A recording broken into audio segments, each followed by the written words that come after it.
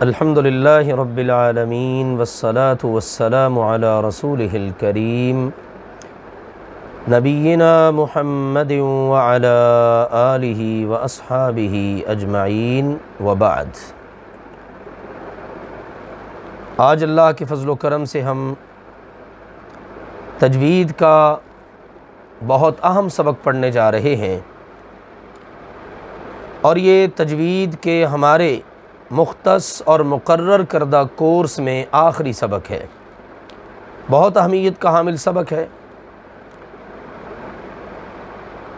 اور اس کے ساتھ ہی اللہ کے فضل و کرم سے ہمارا یہ تجوید والا کورس مکمل ہو جائے گا۔ پھر اس کے بعد انشاءاللہ تعالی ہم اپنے اس پڑھے ہوئے تجوید کے کورس کی چند دنوں میں دہرائی کریں گے۔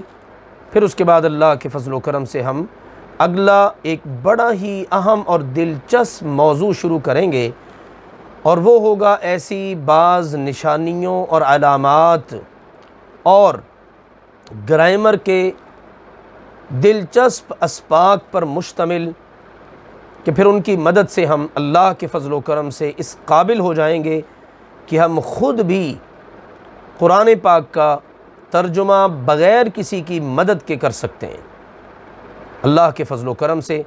تو انشاءاللہ تعالی اس کلاس کے ذریعے ہم اللہ کے فضل و کرم سے اپنے طلبہ اور طالبات کو یہ بڑی اہمیت کی حامل چیزیں سکھانا چاہ رہے ہیں۔ اللہ ذوالجلال والاکرام کی بارگاہ میں دعا ہے اللہ تعالی ہمارے لیے اس کو بے انتہا فائدہ مند ثابت کرے، اور اس سے کما حق ہو فائدہ اٹھانے کی ہم سب کو توفیق عطا فرمائے۔ آج جو سبق ہم شروع کر رہے ہیں وہ ہے وقف اور سکتہ کے متعلق، وقف اور سکتہ کا بیان۔ سب سے پہلے جانیے وقف کیا ہے۔ وقف کا مطلب ہے ٹھہرنا، رک جانا۔ یہ کلمہ ہماری زبان میں بھی استعمال ہوتا ہے۔ موقوف یعنی یہ چیز روک دی گئی ہے، ٹھہرا دی گئی ہے، فی الوقت اس کو ہم نے روک دیا ہے، سٹاپ کر دیا ہے۔ یہ معنی ہے وقف کا، یعنی ٹھہرنا، ٹھہرنے کا بیان۔ جان لیجئے جس طرح قرآن مجید کے حروف اور قرآن پاک کے الفاظ کو صحیح پڑھنا ضروری ہے، اور یہ ہم جان چکے ہیں کتنا ضروری ہے کہ اگر ہم نے حرف صحیح نہ پڑھا، لفظ صحیح نہ پڑھا، معنی بدل جائے گا، اور بعض اوقات معنی کچھ کا کچھ ہو جاتا ہے۔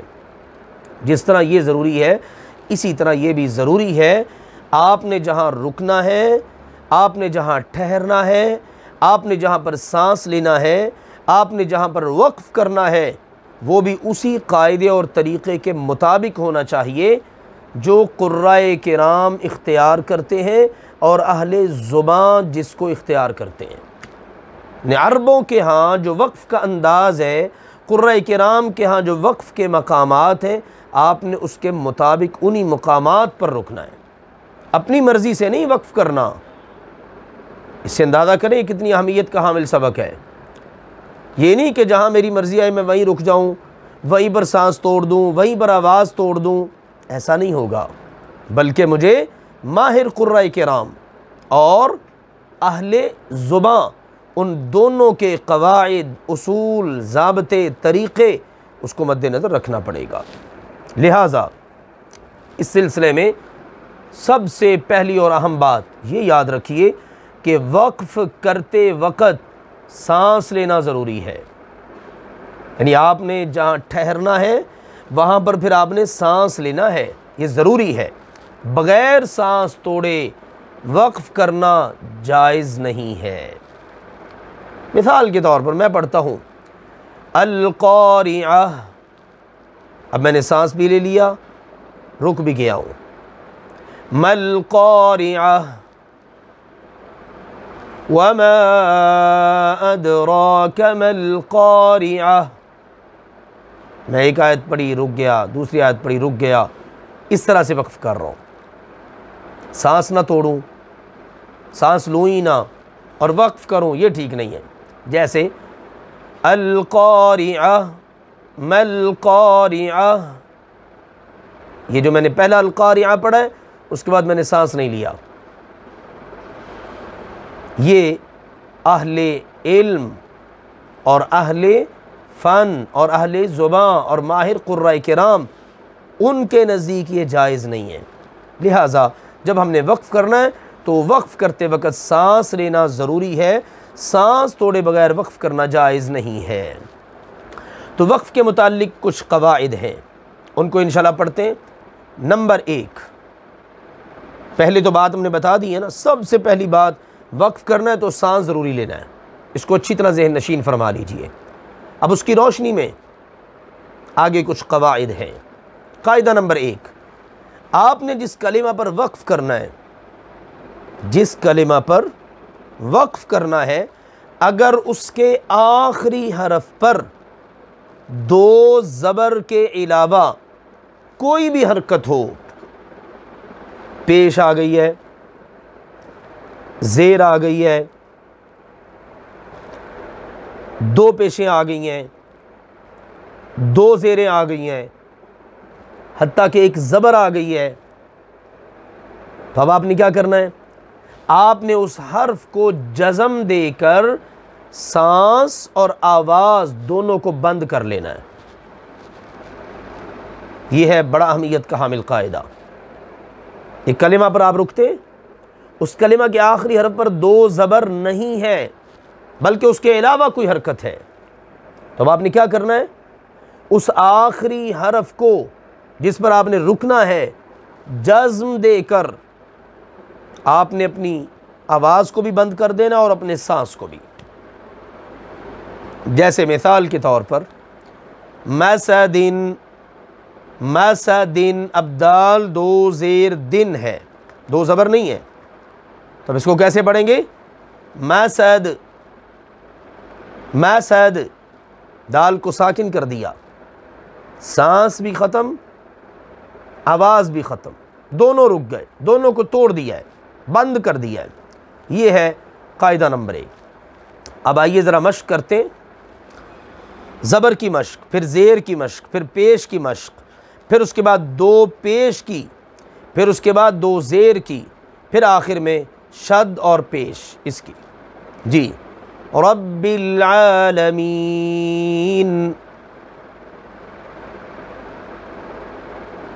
رب العالمین، یوم الدین، وَإِيَّاكَ نَسْتَعِينُ،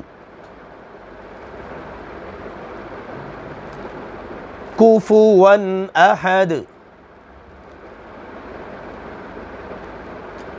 حبل من مسد،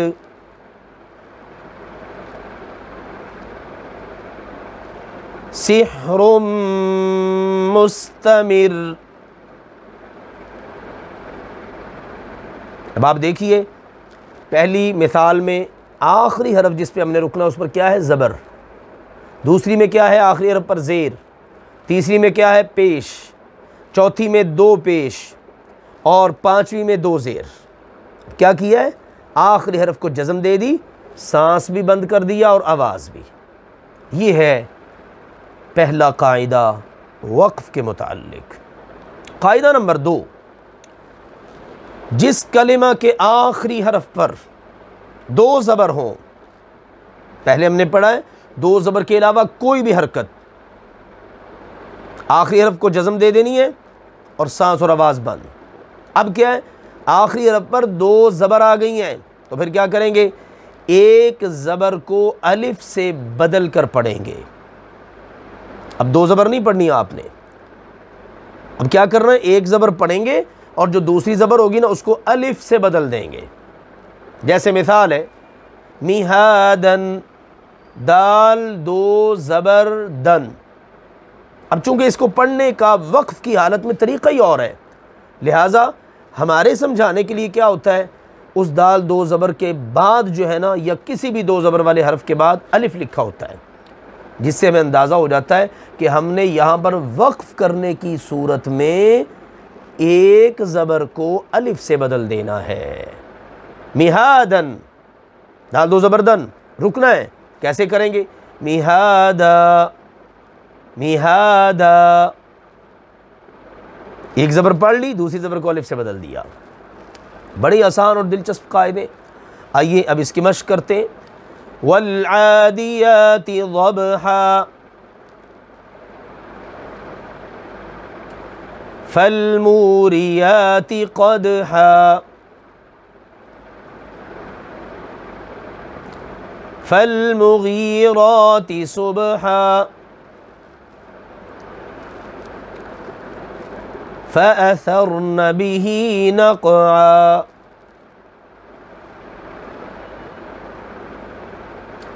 فوسطن به جمعا۔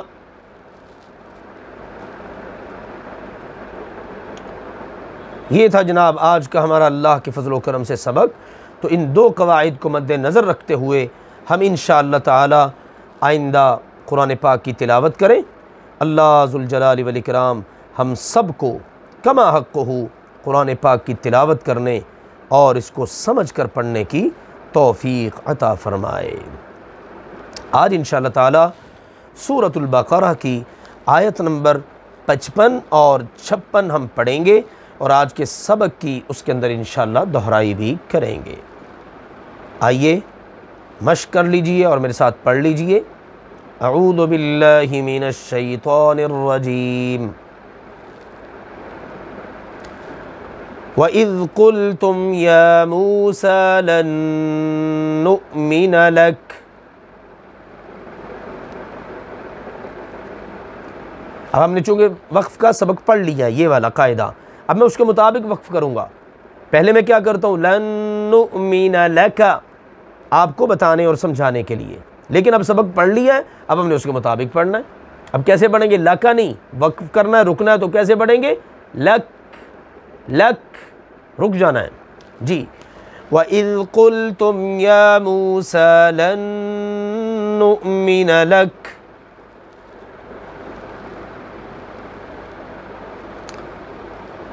حَتَّى نَرَى اللَّهَ جَهْرَةً فَأَخَذَتْكُمْ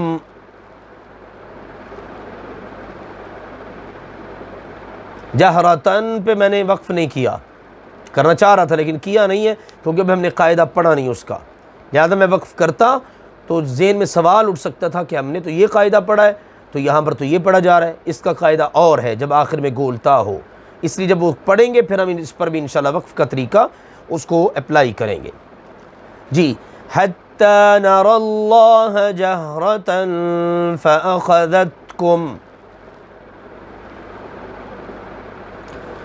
فَأَخَذَتْكُمُ الصَّاعِقَةُ وَأَنْتُمْ تَنْظُرُونَ۔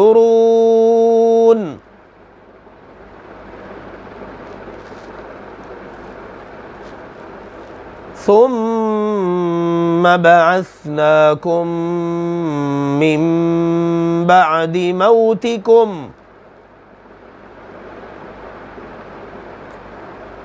لَعَلَّكُمْ تَشْكُرُونَ۔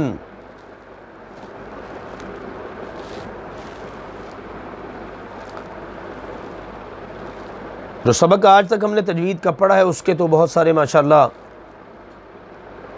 مسائل اور باتیں ان آیات میں بھی آ رہی ہیں، لیکن آج کے سبق کو ہم دیکھیں۔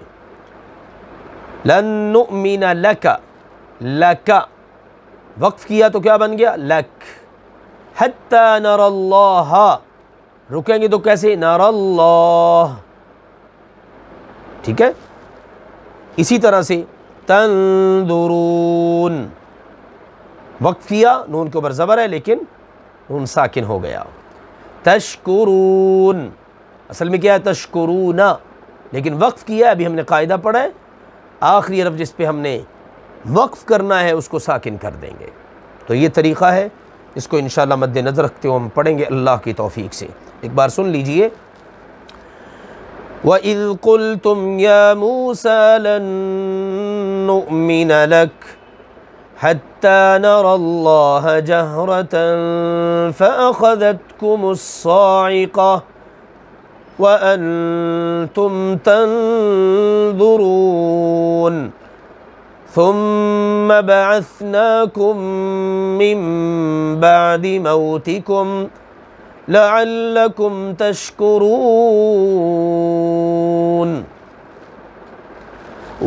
اور اذ جب، اور یاد کرو اس وقت کو جب تم نے کہا یا موسیٰ، اے موسیٰ، لن نؤمن، ہرگز ہم ایمان نہیں لائیں گے، ہرگز ہم آپ کی بات نہیں مانیں گے، لکا، آپ کی، ہم آپ کی بات نہیں مانیں گے۔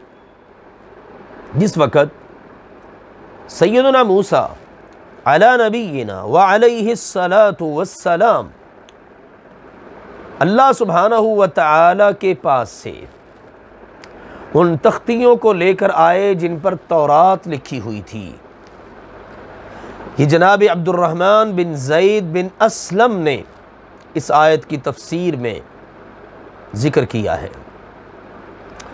تو جب موسیٰ علیہ السلام وہ تختیاں لے کر آئے اللہ تعالیٰ کے پاس سے جس میں تورات لکھی ہوئی تھی، تو اب انہوں نے آ کر اپنی قوم کو جب دیکھا تو حیران رہ گئے کہ میرے بعد میری قوم نے تو بچڑے کو پوجنا شروع کر دیا ہے۔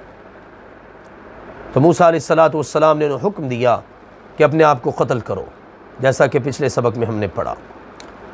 تو انہوں نے ایسا ہی کیا، اللہ تعالیٰ نے ان کی دعا کو قبول کر لیا، توبہ کو قبول کر لیا۔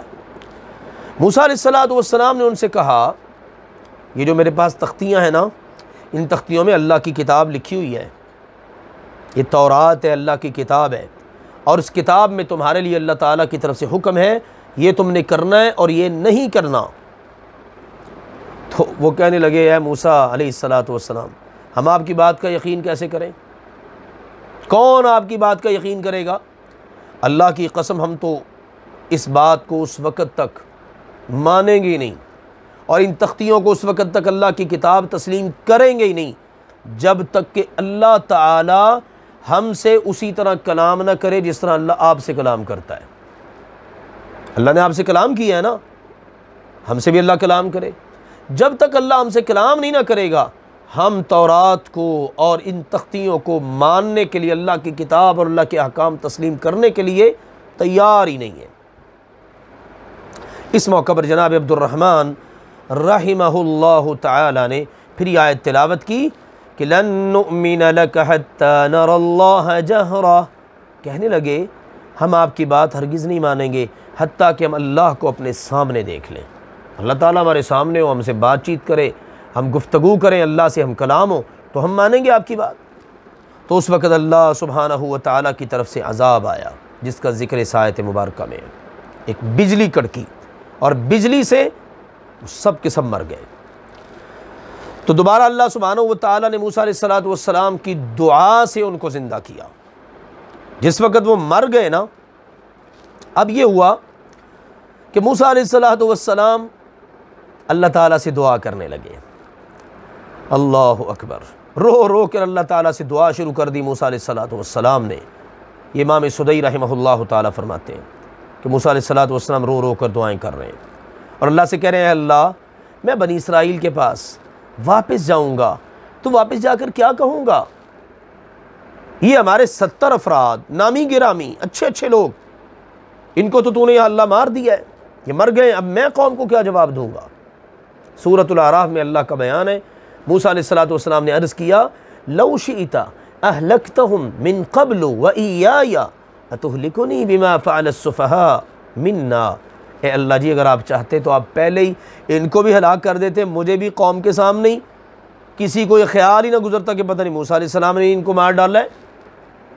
تو یا اللہ ہم میں سے بے وقوف لوگوں نے جو گناہ کیا، آپ کو چھوڑ کر بچڑے کو پوجا، اس کی وجہ سے آپ نے اس کی سزا کے طور پر ہمیں ہلاک کر دیا ہے۔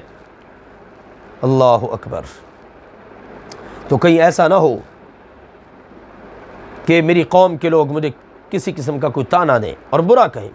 تو اللہ سبحانہ و تعالیٰ نے موسیٰ علیہ السلام کی طرف وحی کی کہ موسیٰ علیہ السلام جی یہ 70 لوگ بھی انہی میں سے تھے جنہوں نے بچڑے کو پوجا تھا، یہ انہی میں تھے، یہ بے گناہ نہیں ہے، یہ انہی میں سے ہے جنہوں نے بچڑے کو پوجا۔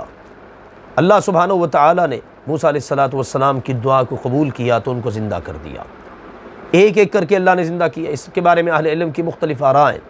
ایک ہے کہ ایک ایک کر کے زندہ ہو رہا ہے. اب جو پہلے زندہ ہو گیا نا وہ دیکھ رہا ہے بعد میں دوسرے والے، یعنی جو زندہ ہو رہا ہے وہ دوسروں کو زندہ ہوتا وہ دیکھ رہا ہے. ایک روایت یہ بھی ہے اہل علم کی کہ اللہ نے آدھوں کو موت دے دی اور آدھوں کو زندہ رکھا، اور ان زندہ نے ان کو مرتے ہوئے بھی دیکھا، دوبارہ زندہ ہوتے بھی دیکھ لیا. پھر وہ زندہ ہو گئے تو اللہ نے ان دوسروں کو مار دیا، پھر زندہ کیا، انہوں نے بھی دیکھ لیا اپنی آنکھوں سے. تو یوں انہوں نے ایک دوسرے کو دیکھا. اللہ تعالیٰ نے اس کا ذکر بھی کیا ہے. ان آیات سے بھی معلوم ہوتا ہے. تو اللہ سبحانہ و تعالیٰ نے ذکر کیا، فرمایا وہ کہنے لگے کہ اے موسیٰ جی ہم ہرگز آپ کی بات نہیں مانیں گے، حتیٰ یہاں تک کہ نرا ہم دیکھ لیں اللہ تعالیٰ کو جہرتاً سامنے، جہری نظر آئے، دکھائی دے، چھپا ہوا نہ ہو. کتنا بڑا ان کا یہ مطالبہ تھا، کتنی بڑی ڈیمانڈ تھی، سیب نہیں دیتی. اسی لیے تو ان کو سزا ملی کہ جو سوال، جو مطالبہ تمہیں زیب نہیں دیتا اور جو تمہارے لیے ممکن نہیں ہے، اللہ کو کون دیکھے؟ اللہ کا تو وعدہ ہے لا تدرکہ الابصار، کائنات میں کوئی آنکھ اللہ نے ایسی بنائی نہیں ہے جو اللہ کو دیکھ سکے. تو تم مطالبہ کرو کہ ہم اللہ کو دیکھیں، اللہ ہمارے سامنے آئے. اللہ تعالیٰ نے فرمایا فَأَخَذَتْكُمْ، پس پکڑ لیا تم کو، الصَّاعِقَةُ، بجلی نے، بجلی کی چمک، کڑک، زوردار آواز، بجلی کا کڑکنا، اس کے لیے لفظ استعمال ہوتا ہے. وَأَنْتُمْ، اور تم، تنظرون، دیکھ رہے تھے. تم دیکھ رہے تھے، تمہیں نظر آ رہا تھا. تمہارے دیکھتے ہی دیکھتے اللہ تعالیٰ نے تمہیں مٹا دیا، تمہیں موت دے دی. اسی لیے امام عبد الرحمن بن زید بن اسلم فرماتے ہیں اللہ تعالیٰ سے دعا کے نتیجے میں جس وقت وہ لوگ اٹھ کھڑے ہوئے تو موسیٰ علیہ السلام نے ان سے کہا کہ اب مانتے ہو جو کتاب اللہ کی میں لے کر آیا ہوں تختیوں میں لکھی ہے، جس کو ماننے سے تم نے انکار کر دیا تھا، مان لو اب اور اس کتاب کو لے لو. کہنے لگے نہیں اے موسیٰ علیہ السلام جی نہیں. فرمایا تمہیں کیا ہوا؟ ابھی تمہیں کیا ہوا تھا؟ کہنے لگے ہم مر گئے تھے، پھر ہمیں اللہ تعالیٰ نے زندہ کر دیا. یعنی ان کو اتنا پتہ تھا کہ ہم مرے بھی ہیں، ہم زندہ بھی ہوئے ہیں. اور یہ ان کا مرنا جو ہے نا یہ سزا کے طور پر تھا اللہ تعالیٰ کی طرف سے، اور اسی لیے اللہ تعالیٰ نے ان کو دوبارہ زندہ کر دیا تاکہ وہ اپنی اللہ کی طرف سے ملی ہوئی حتمی موت تک کی عمر پوری کر لیں. اللہ کی طرف سے ایک معجزہ ہوا نا. تو موسیٰ علیہ السلام نے کہا اچھا اللہ کی کتاب لے لو نا، پھر اب سب تمہیں پتہ ہے، تم مرے، تم زندہ ہوئے، اب تو لے لو اللہ کی کتاب. کہنے لگے نہیں ہم اس کو نہیں لیں گے. تو اللہ سبحانہ و تعالیٰ نے پھر فرشتوں کو بھیجا، اور ان فرشتوں نے ان کی ایک طرف سے پہاڑ کو اٹھایا اور لا کر ان کے سروں کے اوپر کھڑا کر دیا. اس کا ذکر بھی قرآن پاک میں بعض مقامات پر موجود ہے. تو اللہ تعالیٰ کی طرف سے ان کی کس طرح سرزنش کی گئی، کس طرح کے ان کو اللہ تعالیٰ کی طرف سے معجزات دکھائے گئے، لیکن وہ قوم عجیب تھی، ماننے پر آتی نہیں تھی. اللہ سبحانہ و تعالیٰ نے فرمایا دیکھو بجلی نے تمہیں آ پکڑا اور تم دیکھ رہے تھے، ثم پھر بعثناکم ہم نے تمہیں اٹھایا، من بعد موتکم تمہاری موت کے بعد، تمہیں موت آ گئی پھر ہم نے تمہیں زندہ کر دیا. جیسا کہ بھی ہم نے اس کا ذکر پڑھ لیا ہے، جان لیا ہے مفسرین کی تفاسیر کی روشنی میں. ان کو موت آ گئی، اب موت آنے کے بعد اللہ نے پھر ان کو زندگی دے دی. اللہ نے کہا پھر ہم نے تمہیں اٹھایا تمہاری موت کے بعد. کیوں اٹھایا؟ لعلکم تاکہ تم تشکرون شکر گزار بنو. تو اللہ تعالیٰ نے انہیں زندہ کیا اور ایک دوسرے کو اللہ تعالیٰ نے دکھا دیا بھئی دیکھو وہ فلاں مرا تھا کس طرح زندہ ہو رہا ہے، وہ فلاں مرا تھا وہ کیسے زندہ ہو رہا ہے. اپنی آنکھوں سے انہوں نے سارا منظر دیکھ لیا، اور یہ دکھانے کا مقصد یہ تھا کہ وہ شکر گزار بن جائے. لیکن جیسا کہ ابھی ہم نے جانا اس سب کے باوجود بھی وہ نہ مانے۔ موسیٰ علیہ السلام پھر ان سے کہہ رہے ہیں اللہ کی کتاب کو لے لو، اللہ کی کتاب کو پکڑ لو، اللہ کی کتاب سے سبق حاصل کرو، لیکن وہ اس طرف آنے کے لیے تیار ہی نہیں ہے۔ اللہ اکبر۔ یہاں اس کلام کے سیاق سے ایک اور بات بھی معلوم ہوتی ہے کہ انہیں جب اللہ سبحانہ و تعالی نے دوبارہ زندہ کیا نا تو اس کے بعد یہ مکلف ٹھہرایا کہ لو بھی اب تم مکلف ہو اور تم نے شریعت کے احکام کے اوپر عمل کرنا ہے۔ بہرحال اللہ ذوالجلال والاکرام کی طرف سے ان کو زبردست امور کا مشاہدہ کروایا گیا اور خرق عادت امور ان کو دکھائے گئے اور انہیں اس بات کا حکم دیا گیا کہ وہ شریعت کی پابندی کریں۔ اس سے یہ بڑی اہمیت کی حامل بات معلوم ہوتی ہے، اتنے بڑے بڑے معجزات اور اتنی بڑی بڑی اللہ تعالیٰ نے خرق عادت چیزوں کا مشاہدہ کروایا، لیکن پھر بھی اللہ تعالیٰ نے ان کو شریعت پر عمل سے مستثنیٰ نہیں کیا۔ ایسا نہیں قرار دیا کہ تم شریعت سے مستثنیٰ ہو، تم نہ عمل کرو، نہیں، بلکہ ہر موقع پر حکم ہے کہ تم شکر گزار بنو، تم فرما بردار بنو، اللہ کی بات مانو۔ اس سے معلوم ہوا انسان جتنے بڑے درجے پر بھی کیوں نہ فائز ہو جائے وہ شریعت پر عمل سے کبھی مستثنیٰ نہیں ہوتا۔ آئیے ہم بھی اپنے آپ کو اللہ کی شریعت کے اوپر چلنے والا اور اس پر کاربند ہونے والا بنائیں۔ اللہ تعالیٰ سمجھنے اور عمل کرنے کی توفیق عطا فرمائے۔ وَإِذْ قُلْتُمْ يَا مُوسَىٰ لَن نُؤْمِنَ لَكَ حَتَّىٰ نَرَى اللَّهَ جَهْرًا، اور یاد کرو اس وقت کو جب تم نے کہا اے موسیٰ ہم آپ کی بات ہرگز نہیں مانیں گے حتیٰ کہ ہم اللہ تعالیٰ کو اپنے سامنے دیکھ لیں۔ فَأَخَذَتْكُمُ الصَّاعِقَةُ وَأَنْتُمْ تَنْظُرُونَ، پھر تمہارے دیکھتے ہی دیکھتے بجلی نے تمہیں آن پکڑا۔ ثُمَّ بَعَثْنَاكُمْ مِنْ بَعْدِ مَوْتِكُمْ، پھر ہم نے تمہیں تمہارے مرنے، تمہاری موت کے بعد دوبارہ اٹھایا، زندہ کیا۔ لَعَلَّكُمْ تَشْكُرُونَ، تاکہ تم شکر گزار بنو۔ سبحانک اللہم وبحمدک اشہد ان لا الہ الا انت استغفرک واتوب الیک۔